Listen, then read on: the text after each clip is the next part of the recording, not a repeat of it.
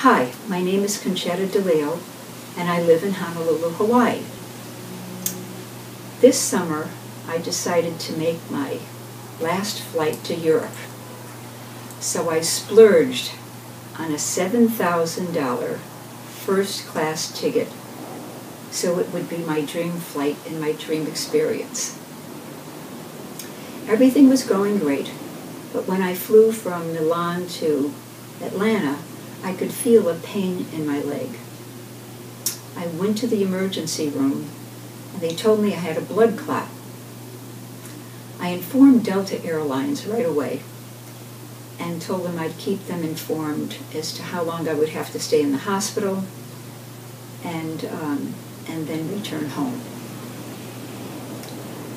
When it was time to return home, I called the Delta Airlines and they informed me that I needed to pay another $1,500 in addition to the $7,000 for the flight home. I was very lucky that I had that money to pay it. A lot of people wouldn't have had that. Once I got on the flight, which was to be my dream flight, it turned out to be kind of a nightmare. I had ordered a custom meal because I'm gluten intolerant, and they only had pasta and they had breaded chicken. And they had absolutely nothing on the flight for me to eat for $8,500.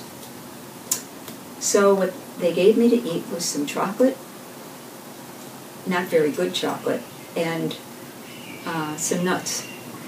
And that was it for a 10-hour flight. When I got back home, I wrote a very nice letter to Delta Airlines asking them if they could possibly waive the $1,500 because of the nightmare-like experience I had on their first-class flight. They refused. And so I thought I would join all the rest of the folks on YouTube talking about my experience with Delta Airlines, who had been my favorite airline to fly with. I think, one of the things I did mention in my letter to them was the fact that I could have died on that flight. I had a blood clot.